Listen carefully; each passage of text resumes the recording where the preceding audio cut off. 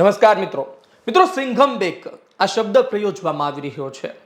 આ શબ્દ ગુજરાતના એ જાબાઝ પોલીસ અફસર નિર્લિપ્ત રાય માટે પ્રયોજવામાં આવી રહ્યો છે। સ્થળ છે અમરેલી અને કેસ છે પાયલ ગોટી સરઘસ પાયલ ગોટીના આક્ષેપ પાયલ ગોટી સાથે જે સમગ્ર થયું તેને લઈને સમગ્ર ગુજરાતમાં તેના પડઘા પડ્યા હતા અને નિર્લિપ્ત રાયે તપાસ સંભાળી છે। ડીજીપીએ તેમને તપાસના આદેશ આપ્યા હતા અને હવે આવતીકાલે નિર્લિપ્ત રાય અમરેલી આવશે અને શું કરશે આ તમામ બાબતે વાત કરવી છે આજના વિડીયોમાં। મૂળ વાત એ છે કે શું ભારતીય જનતા પાર્ટીનો જ આંતરિક ઝઘડો હવે ખુલીને બહાર આવી જશે।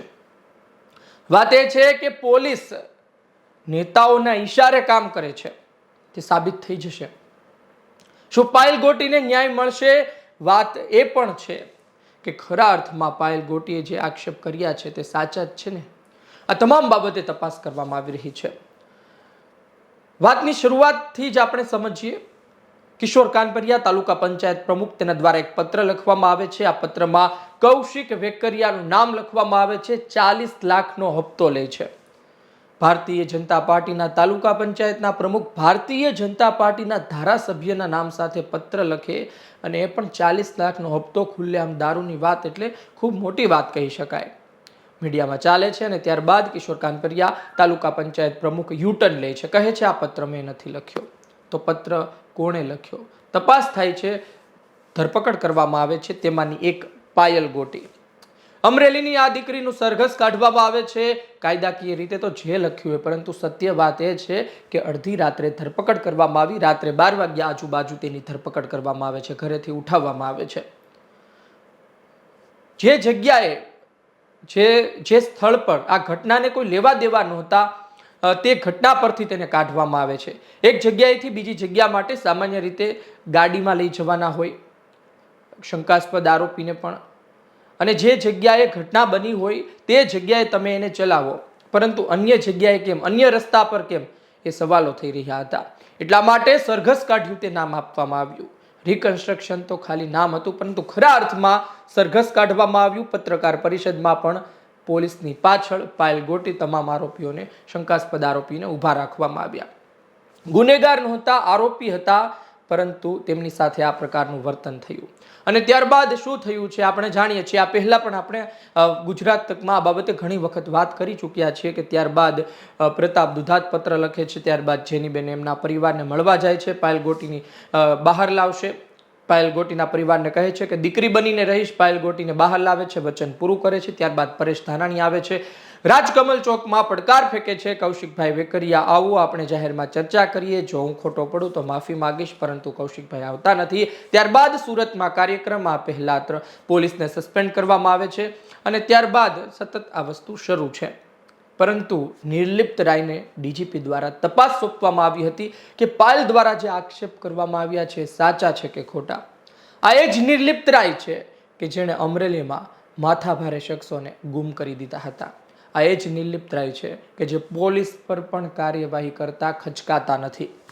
ગુનેગાર પર તો કાર્યવાહી થાય, પરંતુ ભ્રષ્ટાચારી ગુનેગારો સાથે મળીને પોતાના ખિસ્સા ભરતા પોલીસ કર્મીઓને સસ્પેન્ડ કરતા નિર્લિપ્ત રાય ખચકાતા નથી। ભૂતકાળમાં અમરેલીમાં તેના ઉદાહરણ છે કે કેટલા લોકોને સસ્પેન્ડ કર્યા, કેટલા માથાભારે શખ્સો સામે કાર્યવાહી કરી। અપહરણ, વ્યાજખોરો હોય, પછી હપ્તા ઉઘરાવતા હોય, જે ખંડણી માગતા હોય, આ તમામ ભાઈગીરી કરતા શખ્સો નિર્લિપ્ત રાયના નામથી કાપતા। અને ફક્ત એ તો જવા દો, એ તો બધા ગુનાહિત પ્રવૃત્તિ કરનાર અસામાજિક તત્વો છે।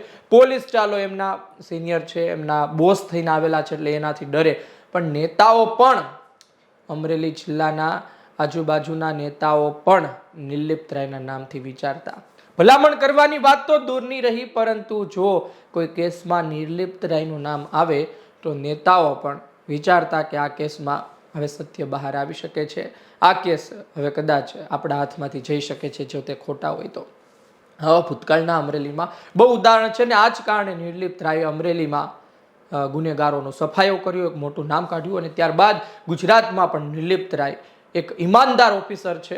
ગુજરાતમાં નિર્લિપ્ત રાય જેવા ઓફિસરની જરૂર છે, સિંઘમ ઓફિસર કે કોઈથી ડરે નહીં, ભલભલા માથે ભારે શખ્સોને કાયદાનો પાઠ ભણાવે તેવા પોલીસ ઓફિસરની જરૂર છે. લોકો ઉદાહરણ પણ આપતા હોય છે કે પોલીસ ઓફિસર હોય તો નિર્લિપ્ત રાય જેવા, આઈપીએસ ઓફિસર હોય તો નિર્લિપ્ત રાય જેવા.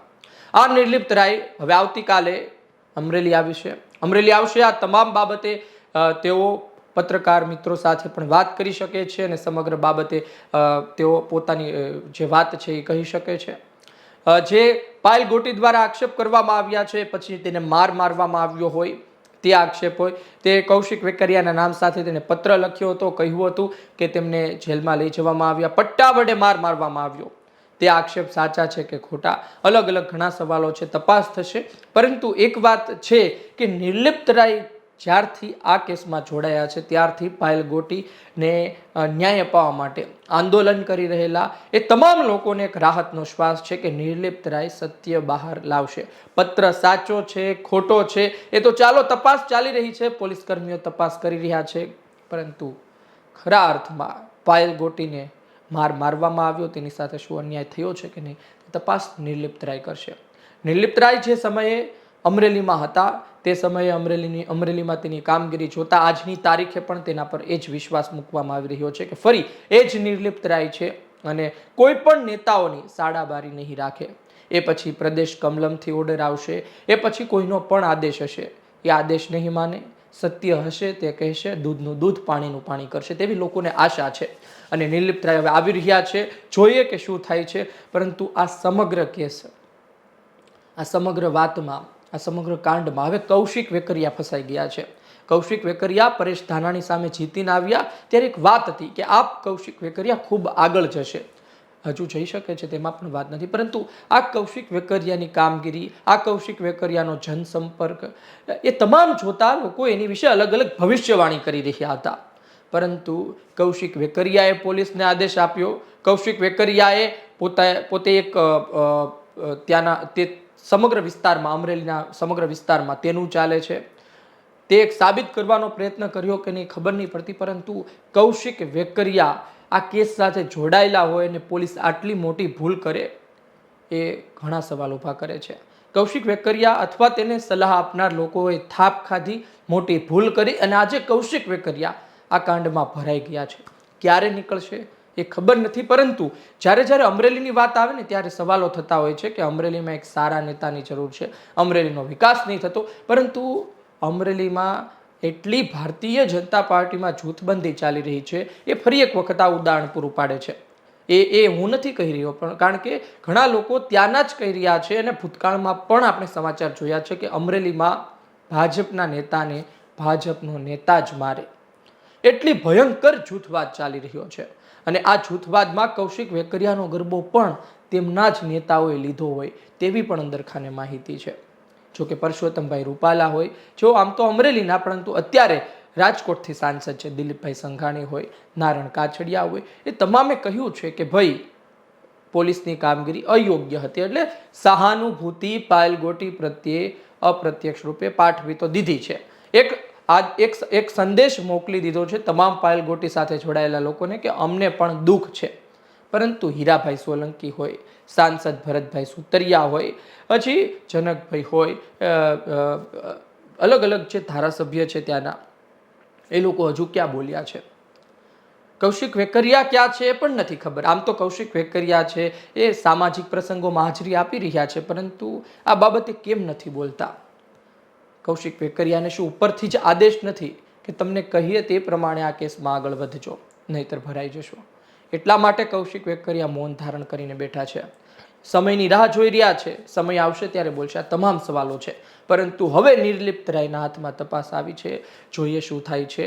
અને નિર્લિપ્ત રાય અમરેલી આવી રહ્યા છે, પત્રકારો સાથે શું વાત કરશે, અને અમરેલીની એ ભૂમિ પર કે જ્યાં તેણે વર્ષો પહેલા ગુનેગારોનો સફાયો કર્યો, માથાભારે શખ્સોને દોડતા કરી દીધા હતા, તે લોકો તે જ વિસ્તારમાં ફરી એક વખત જઈ રહ્યા છે નિર્લિપ્ત રાય. અને તેઓ ગયા ત્યારબાદ પણ અમરેલીમાં માથાભારે શખ્સો અને બધા લોકો ઘણા નવા આવ્યા હશે, પરંતુ હવે આ કેસમાં નિર્લિપ્ત રાય શું કરે છે તે જોવું રહ્યું. પત્રકારો સાથે શું વાત કરે છે તેના પર નજર રહેશે. આપનું શું કહેવું છે કોમેન્ટ બોક્સમાં જરૂરથી લખજો.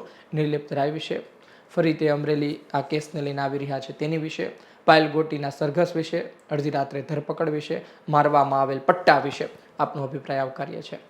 આ વિડીયો પસંદ આવ્યો હોય લાઇક શેર કરજો. મને આપશો રજા. નમસ્કાર.